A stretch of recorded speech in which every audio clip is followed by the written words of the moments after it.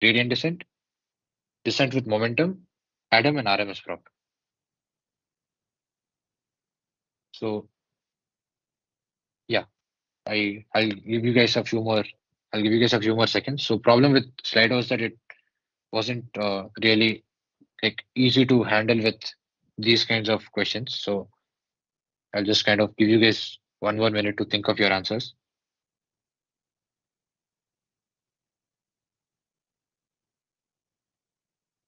So one kind of uh, where we want how we want to think about this question is generally Adam and RMS prop will converge to the global minima, and generally SGD and stay gradient descent and gradient descent with momentum will converge to your local minima. Generally, I mean clearly in this photo it is kind of obvious which is which. So I'll be just sharing the answers now. So which is which? So yeah, the gradient descent is cyan. That is basically your uh, it's basically a blue color ball, and your momentum is magenta. So this is something that kind of startled me because it said that momentum is a little bit slower in this case. So obviously momentum is more or less just a general conception that it's always supposed to be faster than the normal gradient descent, but at least from the source that I took, it seemingly wasn't the case. But anyway, what I wanted to the big takeaway from this question is that Adam and RMS prop tend to converge to the global minima, and your SGD may actually converge to the local minima as well. So this was quite a question. So next I'll be yeah. So next I just wanted to quickly compare the uh, other optimizers. So as you guys can see, RMS. So this is just my accuracy versus evoc graph. So I have say like quite a lot of evocs, say like 20 evocs, and I plot the accuracy for each of those evocs. You can see what are the two highest optimizers here. They are RMS prop, and I also have Adam. So these are the two most popular ones. So they obviously take the cake for being the highest accuracy optimizers, followed by your Adagrad. Adagrad, I told you guys that it's similar to RMS prop, but it's not. It may not be as good in most of the cases. Followed by SGD. So clearly here also RMS prop and Adam take the cake for being highly efficient optimizers. So yeah, next you have the QR code for attendance. So I hope you guys will scan the QR code.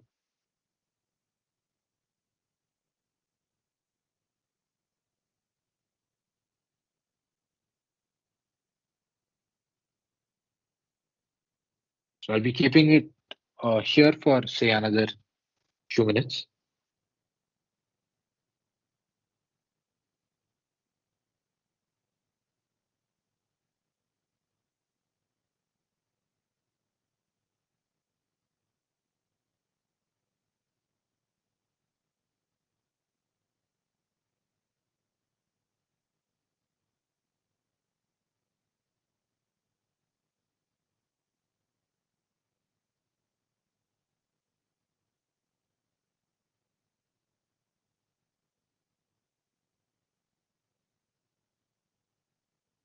So I hope you guys have kind of filled the attendance.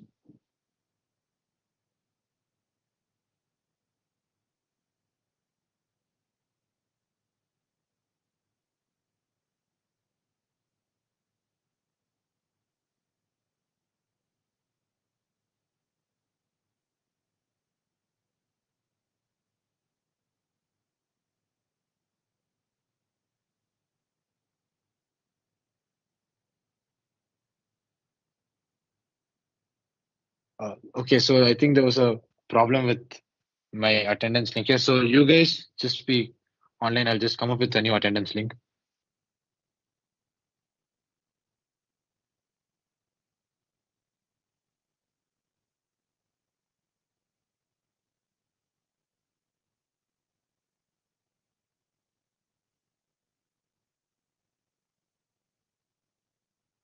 So I'll just be shortly sharing the attendance link with you guys.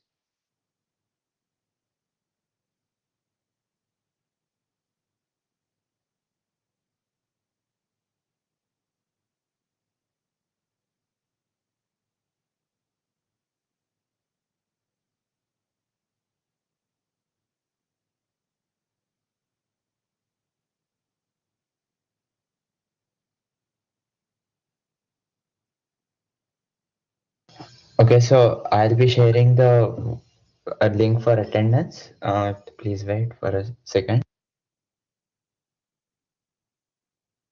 So yeah, I think Gandhar will be the next teacher for this session. So he'll also be sharing the attendance for the first few minutes.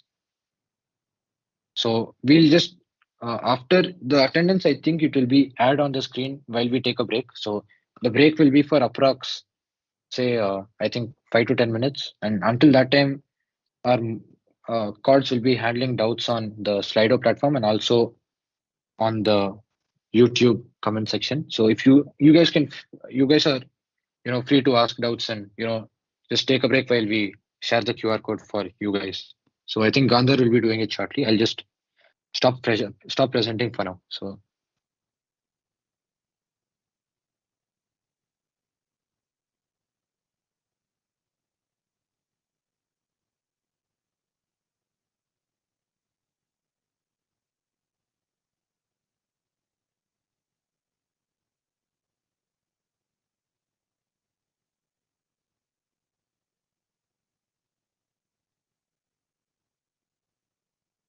Yep, so this is the attendance link. You can scan the QR and give your attendance. Can you guys react with a thumbs up if the QR is working properly? You are able to get access to the G form. Okay, cool. All right. We'll be keeping this QR for next 2 to 3 minutes. So take your time, people. And also, let me repeat: the QR has to be scanned by everyone. It's not only for the YT live stream people. It's even for the people who are attending the session on MS Teams.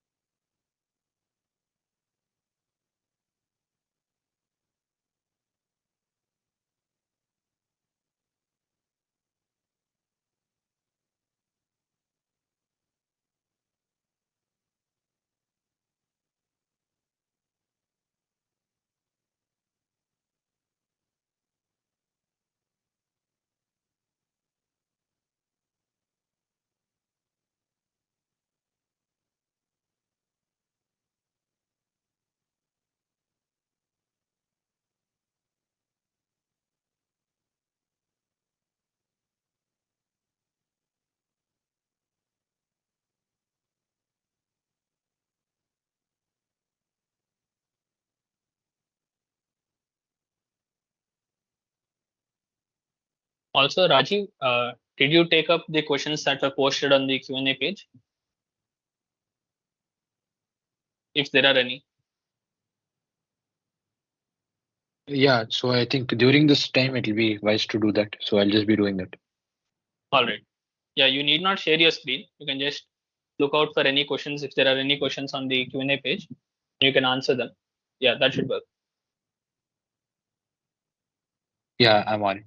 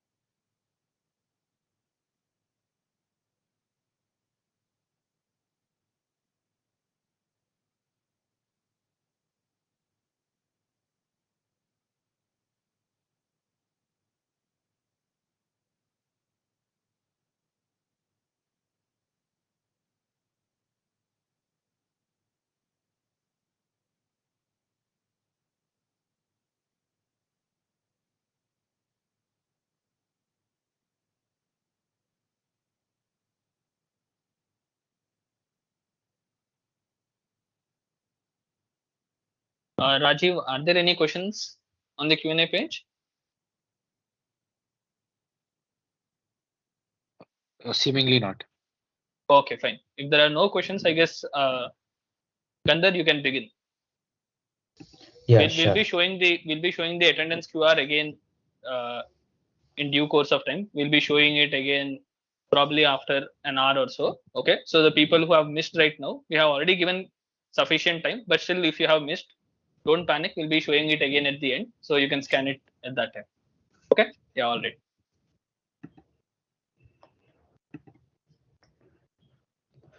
Okay, so let's begin with the second part of the session. If you have any doubts, this is the Slido link for the Q&A page. You can post your doubts there. I'll be checking it after some time and we'll see what your questions are. Okay, so let's begin with data pre-processing. So what exactly is data pre-processing? So let's look at that. So in data pre-processing, what we are doing is we are taking data that we have got from various sources, putting it together and making it such that the model you are going to train gets it properly and can train on it.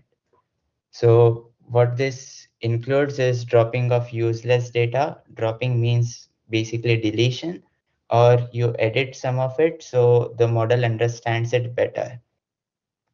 This usually helps in improving the model's accuracy. There are various aspects when it comes to data pre-processing.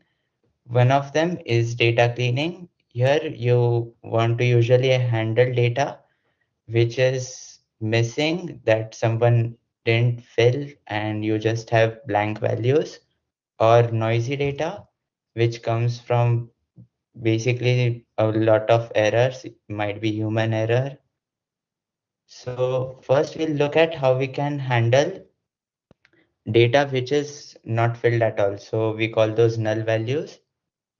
So how we do that is we can first of all just remove those entries in the database, and what we are left with is entries which are completely filled and have all the data in it. Or the second way to go about it is to fill in those missing values intelligently. One way to do it is linearly, like we look at data points around it and try to figure out what the value at that point should be. And that is one way to fill in the data points. So let's look at how we can handle noisy data then. First way is binning. Binning, what we do is we take our features. This is done for numerical features only. So this cannot be applicable for names and text, but this is done for numbers. What we do is we take the numerical features in our data set and we break them up into parts, and the data is split into different bins, which are basically the parts we have split our numerical features into. And this is what we use to segregate our data. Now, within these bins, the values might vary a lot, but what we do now to handle these varying values is we set those values to something like a mean or a median of those numerical features. What this does is it stabilizes a lot of the noise and we don't have to worry a lot about it. So another way to go about handling noisy data is regression, the way we handled our previous data as well.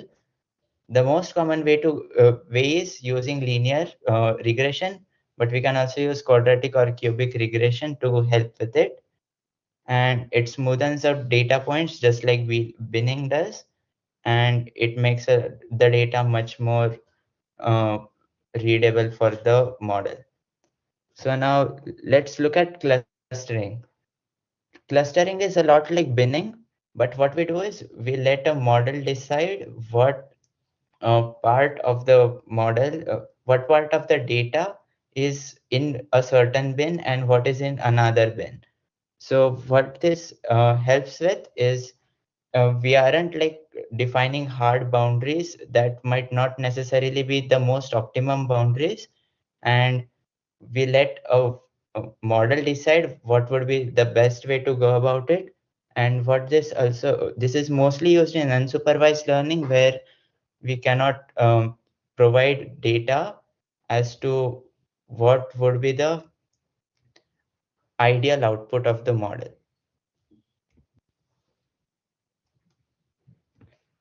So now let's look at data integration.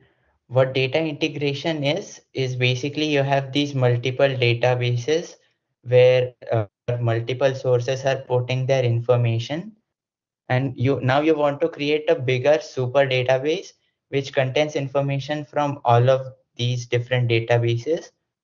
But the issue is that each of these different collectors, let's say that you hired people to send out Google Forms in their respective campuses, what would happen is the Google Forms would vary, and the names for the fields as well as what the actual values in those fields would be might vary. So like for taking in gender, some people would have put it as M and F, or you can take in as male and female, or some people would have put in another category. So it's better to put in the master database, it's better to have entries sorted and you know what those entries mean. So what it in data integration, what you do is you take all these different values and assign them to a common value that you can understand for the entire database, and there are no values which mean the same thing but might not be named the exactly same thing. Also, what might happen is in certain databases, there might be more information that you require. So while integrating that database into your master database, what you would be doing is removing those columns, which are the entries of the database. Also, sometimes what happens is your data collector might forget to put in one column, and so you get a database basically without one set of values, and you don't know what those values might be.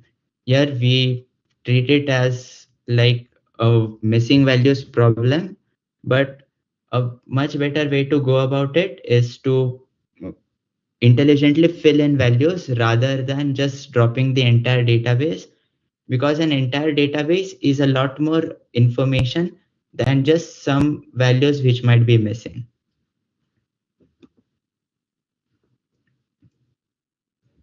So now let's look at data transformation. What data transformation is now you have your database and a master database which has all of its values sorted, but now you want to feed it into a model.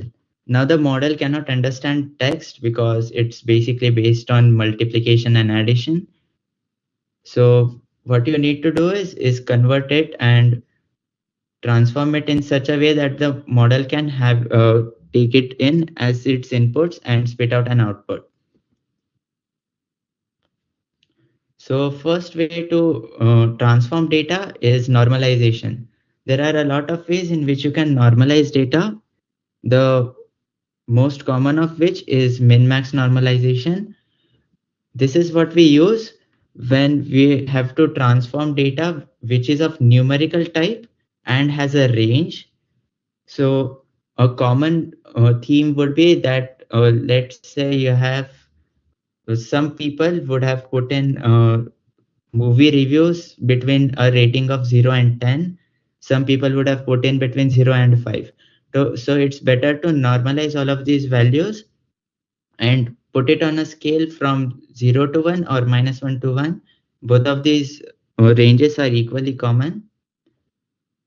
Another way to go about it is standardization. This is mostly used when the values are clustered along a certain point, but might extend in any direction up to infinity.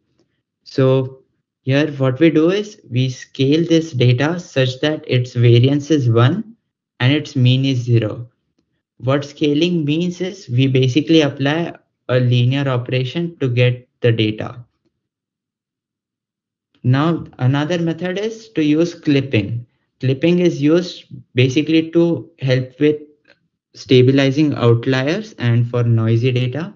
What we do is we take our data and whatever we feel is the maximum and minimum, outside of those, whatever are the data points, we set their values to the maximum or minimum, whichever one is closer to those values.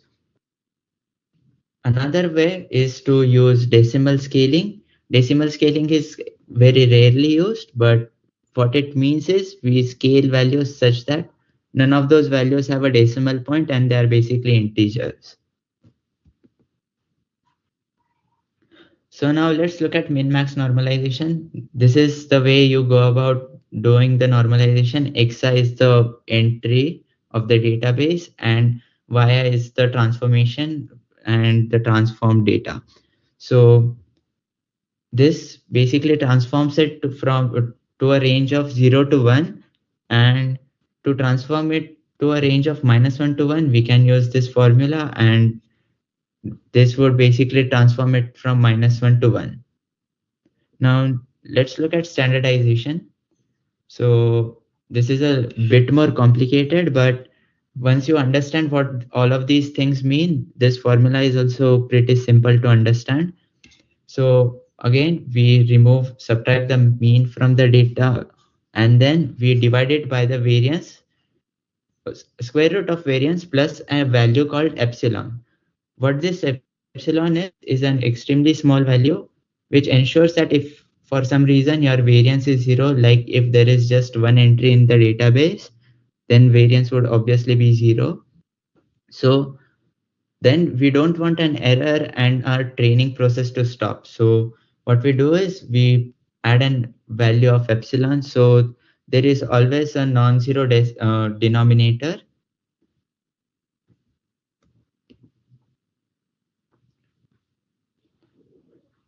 Some ways to again clear up your data is attribute selection. Here what you do is you take your previous features and we go and add more features which are synthetic. You make up newer features based on your previous data. What this means is you can take in age and process it if like the person is a senior citizen or not, and give it a boolean value along with it.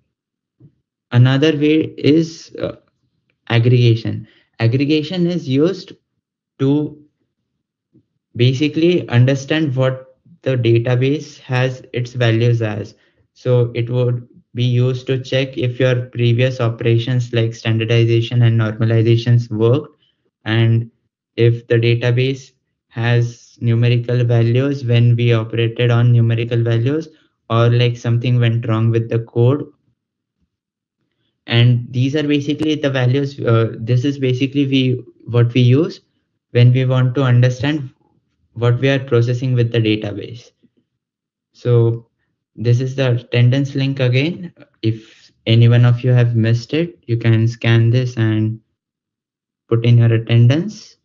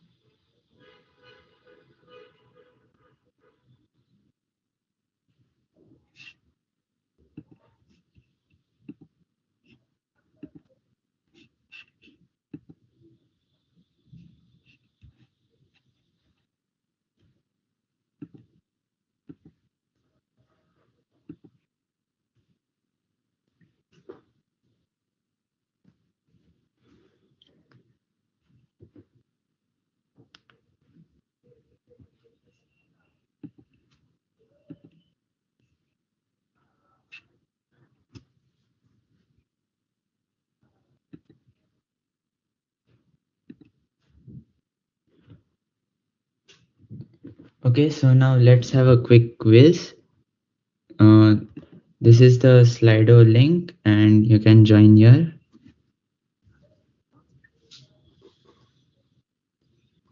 If you're attending on phone, you can use this number over here and join from slido.com directly.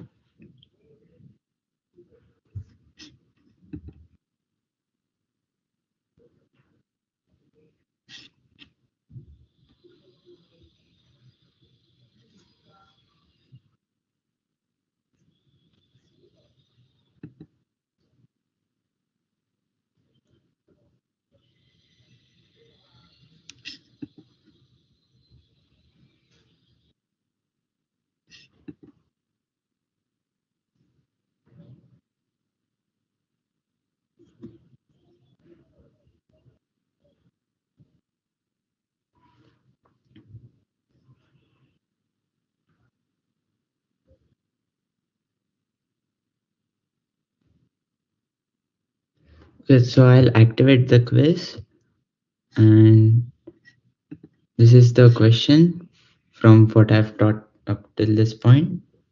Can scan here or use this code as well if you haven't joined yet.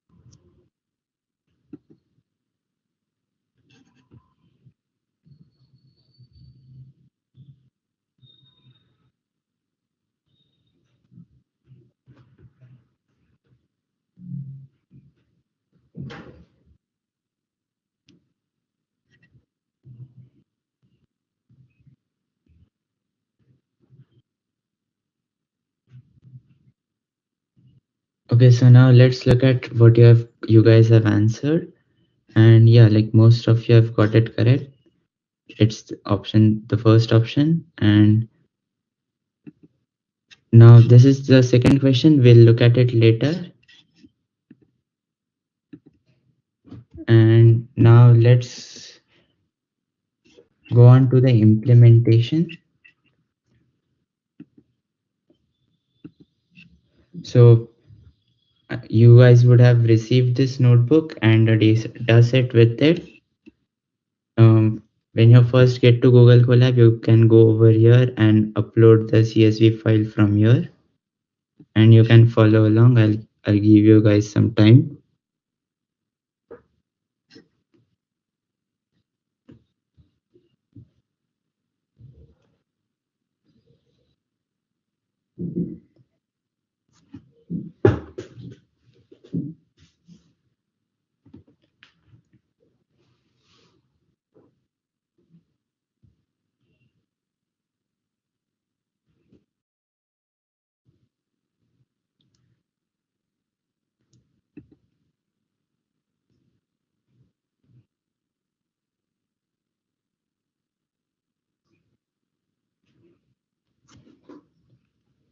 Guys, put in a thumbs up if you can upload the CSV file and open the notebook.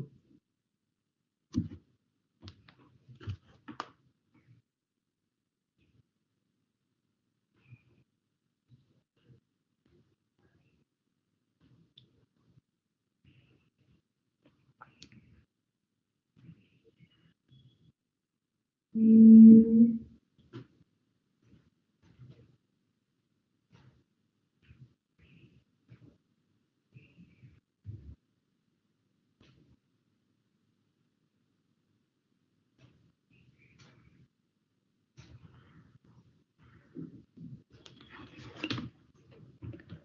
so let's begin. Now let's look at what our problem is over here, what we are supposed to train the model as and what it's going to be. So now we are given a IPL data set, and what we have to do is we have to feed it into a model which predicts the runs scored by both of the teams during a match. What you are going to do is you have to predict this score before the match has ended. So now let's look at the data set here. So these are all the columns: year, team 1, team 2, team 1 score up to like place to the end. And now these are the runs scored over here, and these are the things we are going to predict.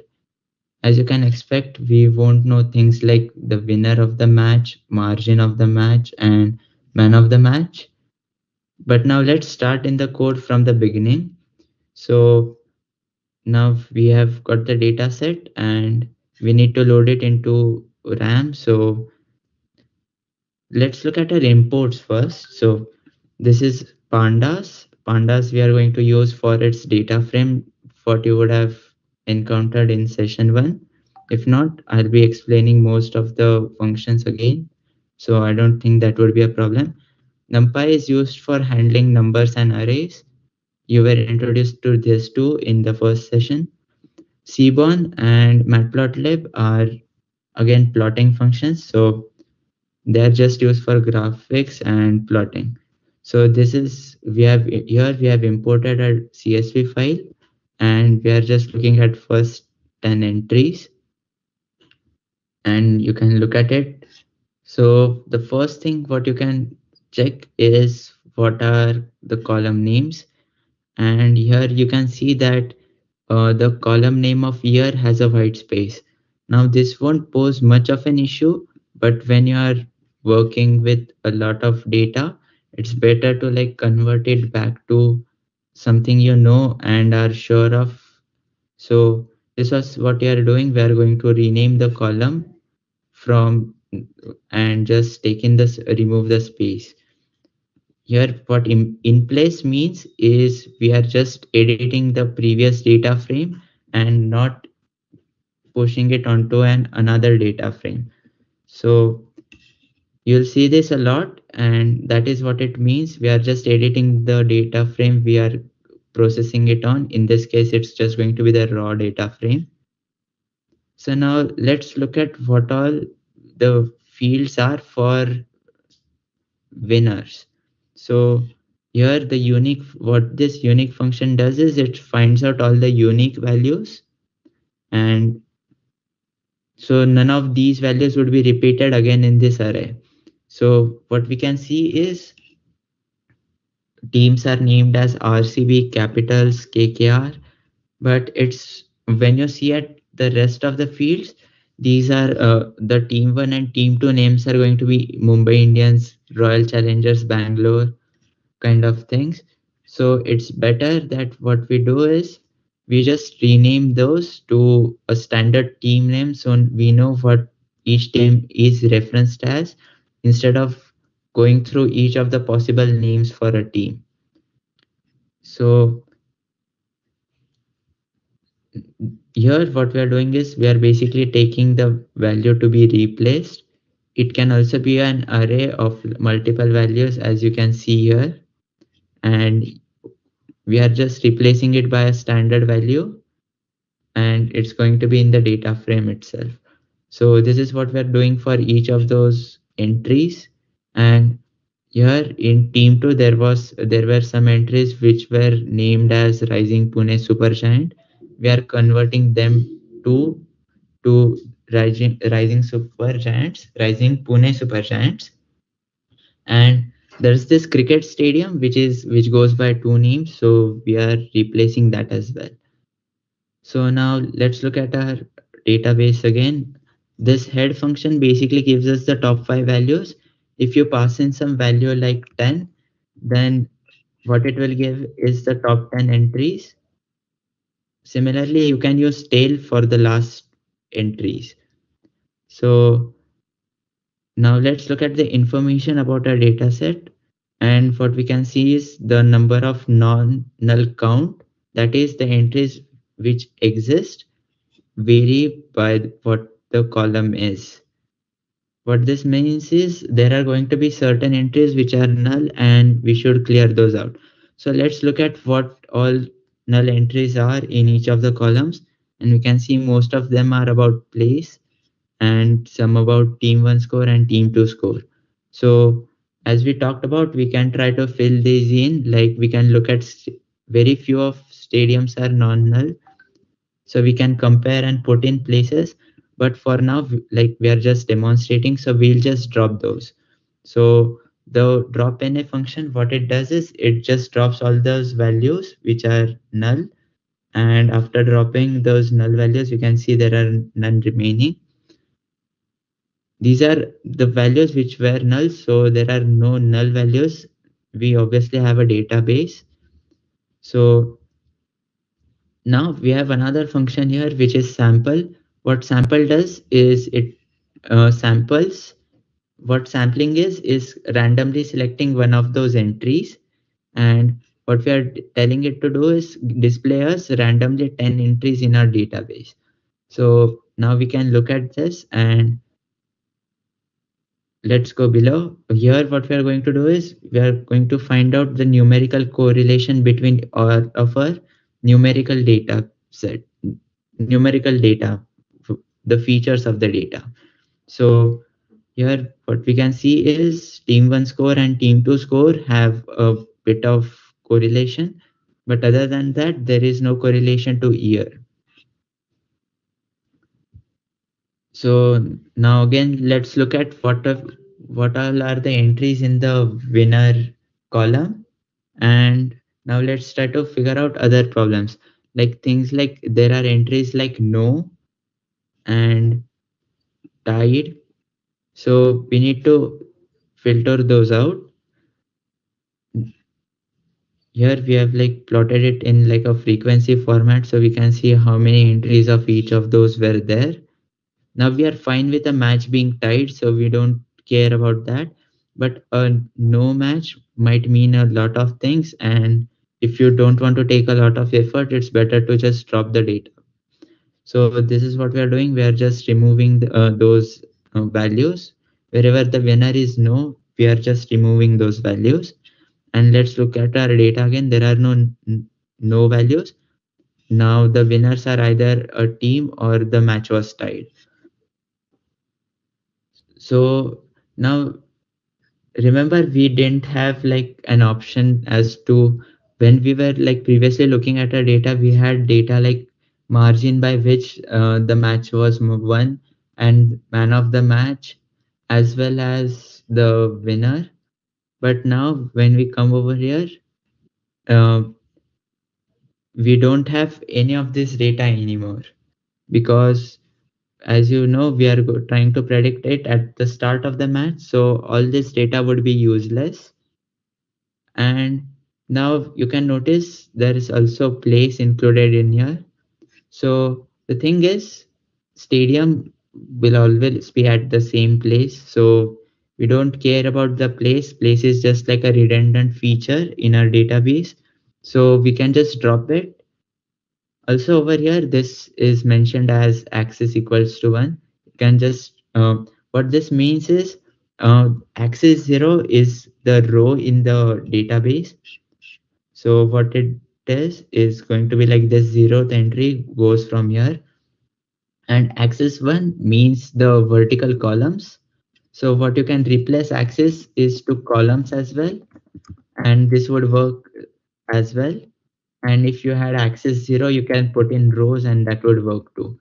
So now we have dropped our unnecessary data, and Now let's look at this is our description of our data, and you can see what all is there.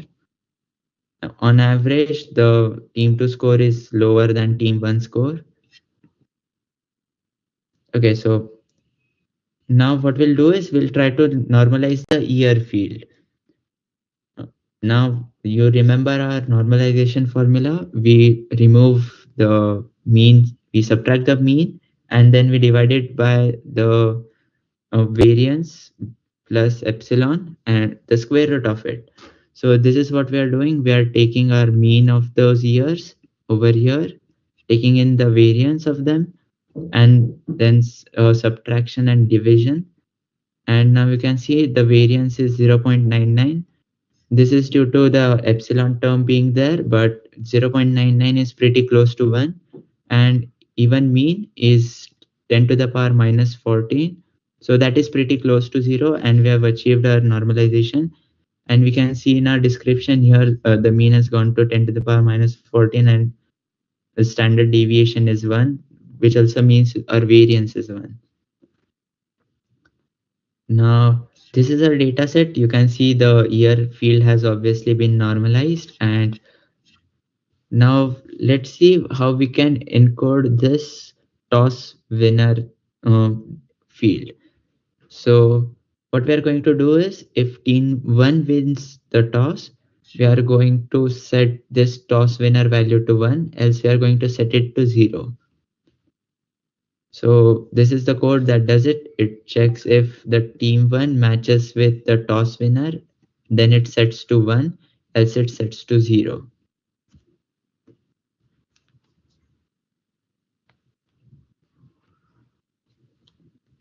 Okay, so after encoding these, we can see our toss winner is 0 or 1. And now let's encode toss choice. Here we can like simply encode it as being bat as 1 and field as 0, but it would be much better for the model to understand which team batted first and which chose to field. So what we are going to do is if team 1 got to bat first, then we'll set it as 1, else we'll set it as 0.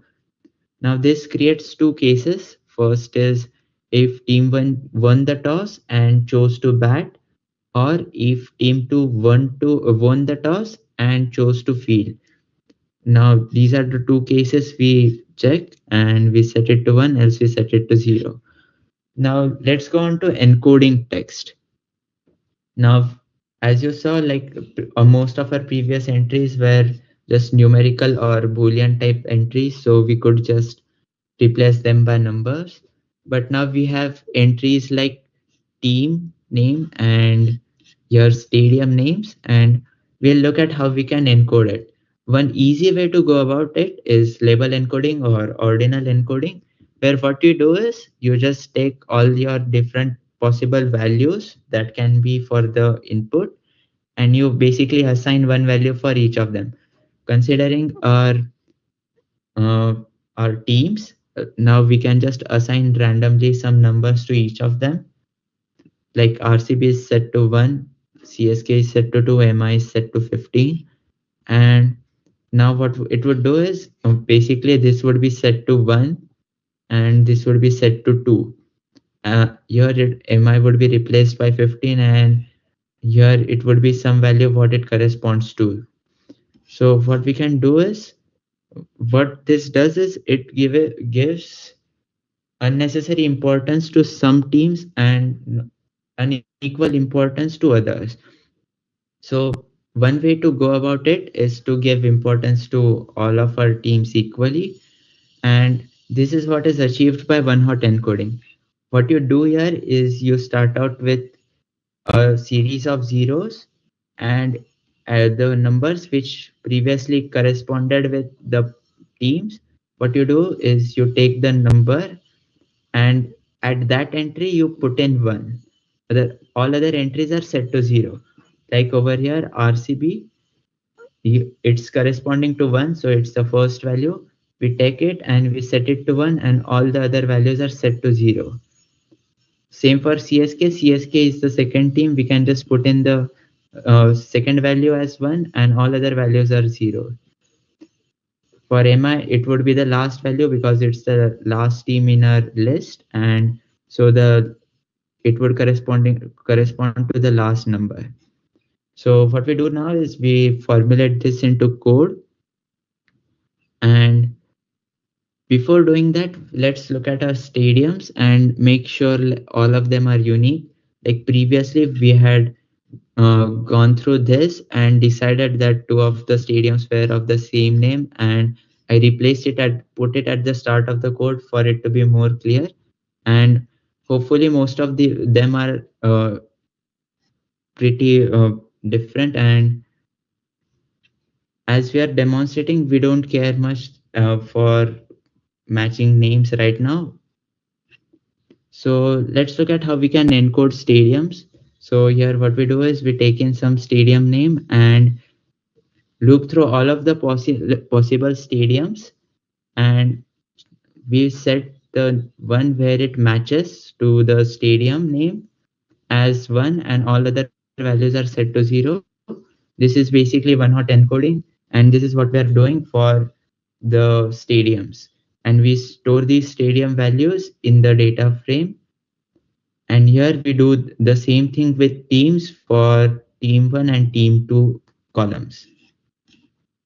Now you can look at our data frame, and as you can see now we have like converted these values to a list, and since each of these values has equal importance, we are not giving preference to any one of the teams looking from the model side. Obviously, we can understand that it's just a number assigned to each of the teams, but a model doesn't know that, and that is the entire reason for normalization and data pre-processing. So now, like by alphabets or by the way it came across those teams, it has put in the numbers, and same has been done for the stadiums. So now let's break our inputs into our data frame into our inputs and outputs, because we'll be feeding the inputs into our model, but we won't we'll just be using outputs for our back propagation. So breaking our data frame into our input fields and output fields, we can see what our input fields have. We'll have the year of the match, the team 1, team 2, who won the toss, their toss choice, and stadium.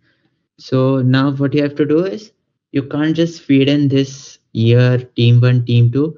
You need to formulate it into a certain type, and it's basically going to be a vector which can be inputted into a model. So we do this by basically concatenating each of these values. So we go from left, put in this value, then this value into a single vector. So all of the shapes remain same, and we can supply this vector as an input for a particular entry. So this is what we do. We just put in all of these values in this code, and finally what we are doing is basically compiling these values. As you can see, this is the final inputs, the new field we created, and we go from the year and go on storing the values from left to right. And this needs to be pretty standard because that is how the model understands it.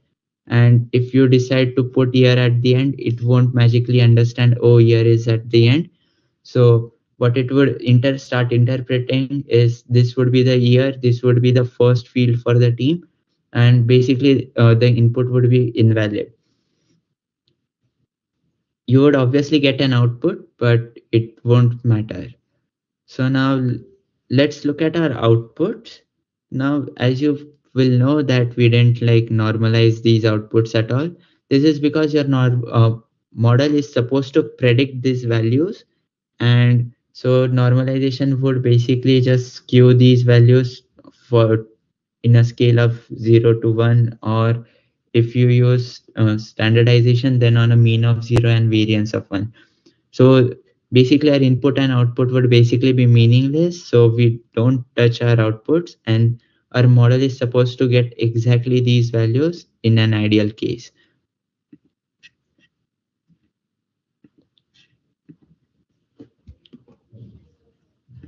So now let's go on to regularization.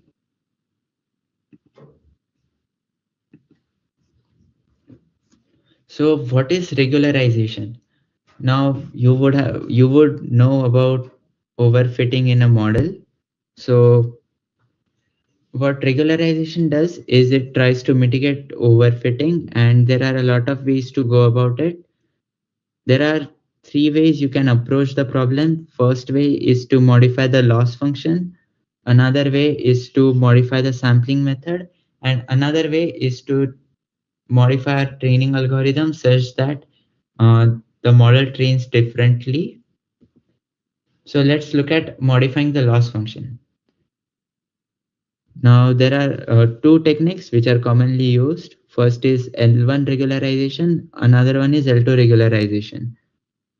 There is also a third one which is elastic regularization. It is basically a combination of L1 and L2 regularization.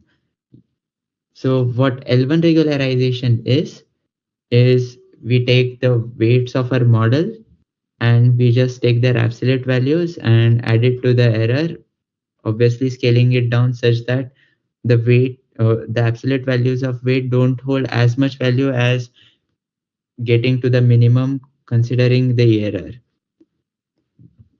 What L1 regularization helps is it promotes sparsity. So what this means is a lot of values will go to zero, and only those features and only that data which is actually useful is transferred through the network, and is usually helps to filter out a lot of redundant information. Now, where would this be used? So this is much better when we have a lot of correlated features and only a feature would be enough and all others are basically useless. So we can use this here. Now here what it would happen is the other features which are useless would be set to would get a weight of 0. This helps in reducing the amount of data that is transferred through the network, and it helps when you relatively have a lot lesser data compared to the number of features.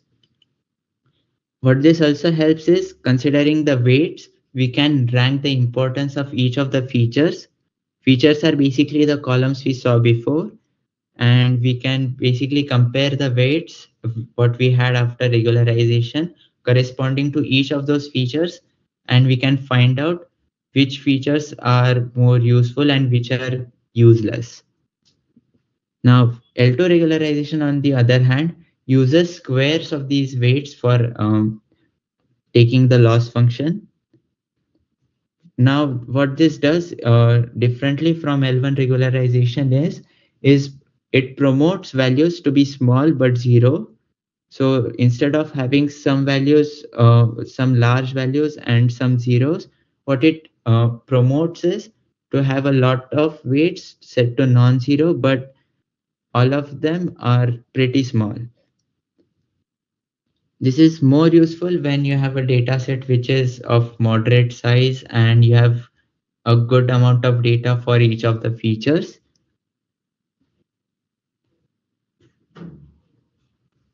Now, what it does is it also helps with noisy data. Unlike L1 regularization, what L2 regularization is it helps. It isn't as sensitive to outliers and noisy data as L1 regularization is, and so this is much better when you expect a bit of noisy data. Now, another way to go about uh, regularization is to modify your training algorithm. One way is dropout. You would have seen in the previous session by Rajiv that he had introduced a dropout layer. So what dropout does is we take some of this is our normal neural network, and what we do is we drop some of those connections randomly, so that effectively now this network is pretty small compared to this network, and it is forced to make predictions based on much fewer connections than would have been available to it if it was a normal network. So this helps in generalizing the network and its connections. And now the neurons in this network are forced to adapt to each of these uh, drops. And so what they basically do is they learn to generalize this data, and instead of overfitting and remembering all of this data, considering it has so many nodes and ways to store data, it it's much better to help it in generalization.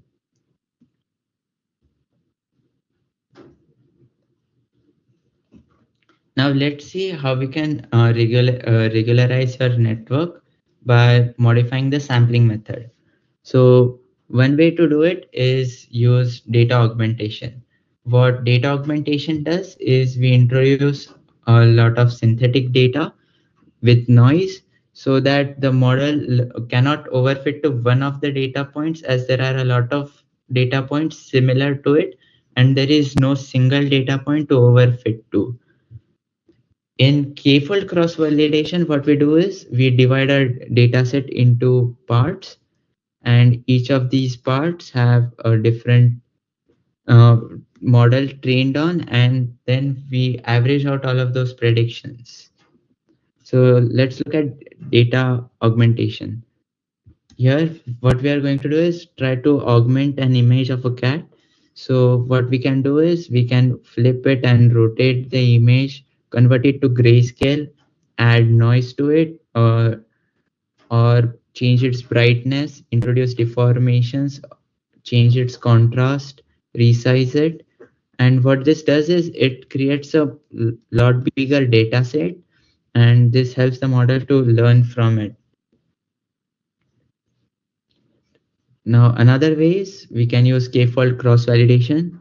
So now what we do here is we take our training set. This is our training data set, and we break it into 10 folds. It's supposed to be k folds, but in this case, it's going to be 10. And in each of those folds, what we do is we take a test fold, and all others are training folds. Now, since we have 10 folds, there we can train 10 different models based on taking a different fold as being our test fold. And now what we do for prediction is we average out all of our predictions, and that would be our prediction. We also compare this with a bigger test data set, and we can check our model accuracies with it. Now, let's look at a few questions.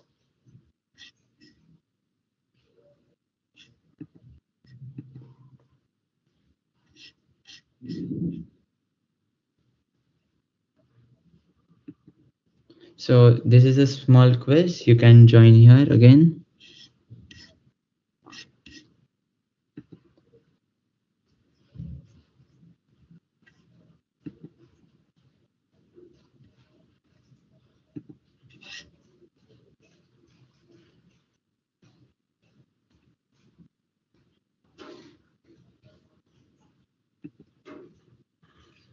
Okay, so we were done with the first question, and let's go on to the second question. This was from the data implementation part of it. I'll give you guys some time to think and answer.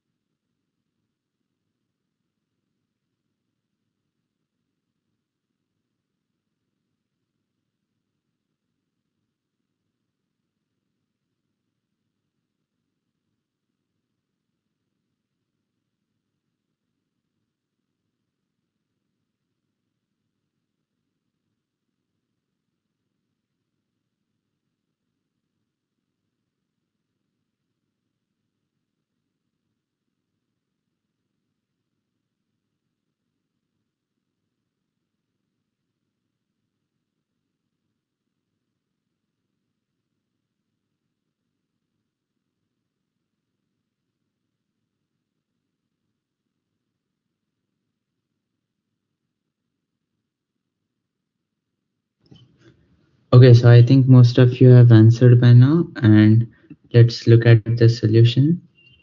So, okay, so most of you have answered it wrong, but let's look at it. The correct answer is axis equals to rows.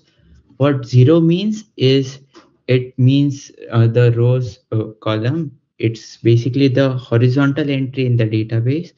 And what the vertical means is columns, and you can use text instead of those numbers for them.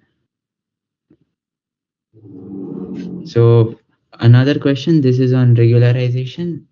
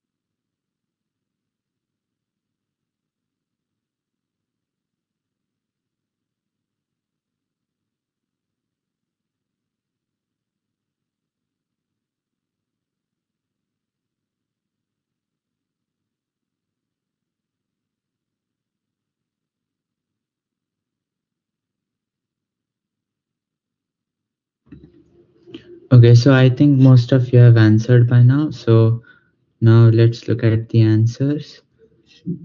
Most of you have used all of the above can be used, but let's see. The correct answer is L2. You cannot use L2 over here. I mean, you technically can just implement it, but it won't be as effective. Uh, L1, what it does is it tries to filter out a lot of those features.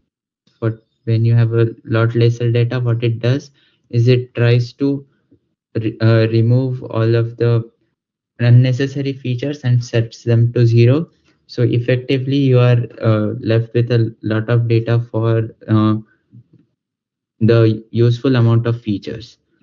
With data augmentation, what it does is it adds a lot more data for around your initial data, and this synthetic data basically increases the amount of data the model can train on, and this too is helpful when you want to train the model with a sparse data set and when there are a lot of features. Okay, so let's look at the. Okay, so Raj Lakshmi, congratulations. You are the quickest in answering all these three questions, and you also got all of them correct. So, congratulations.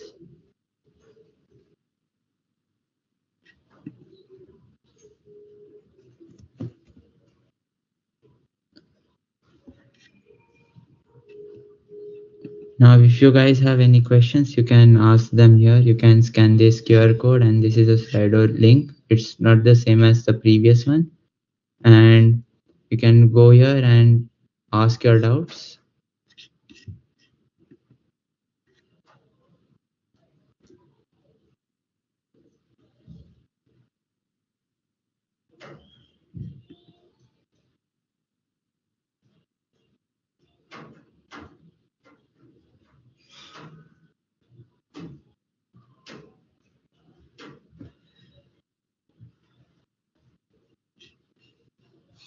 Okay, so there is a question. It was pretty earlier, but for the IPL dataset, I think we didn't share it. We'll share it later. You can go to the GitHub page and find it there. You can upload it like I showed you, and it should be pretty easy to run. You can just go cell by cell, and everything is pretty self-explanatory. And we have added a lot of comments as well.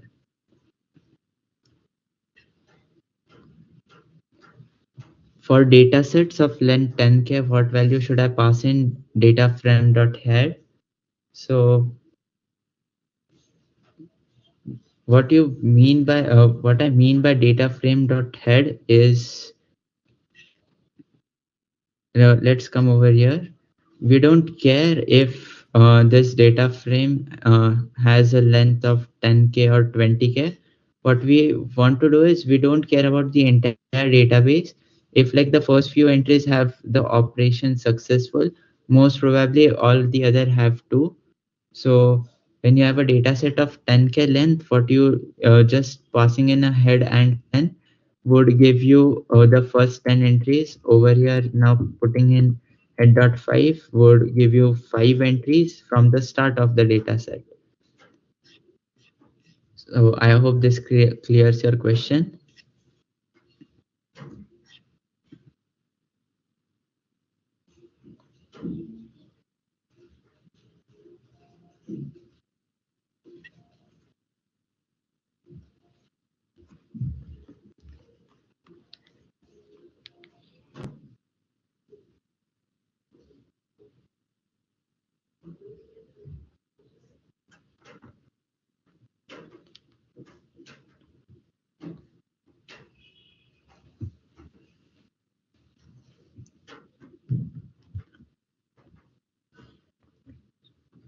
Okay, so looks like there aren't any more questions. Since this session has ended, looks like you guys get to leave early, and we'll see you guys later then in the next session.